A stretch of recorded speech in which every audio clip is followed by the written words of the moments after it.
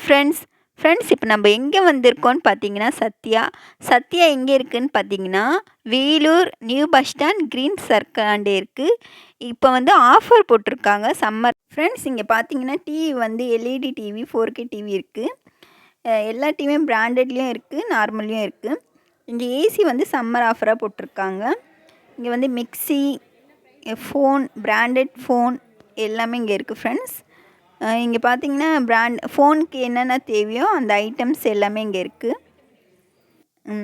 குவாலிட்டியும் பார்த்திங்கன்னா நல்லா இருக்குது. கிரைண்டர், மிக்ஸி எல்லாம் ஆஃபரில் போட்டிருக்காங்க.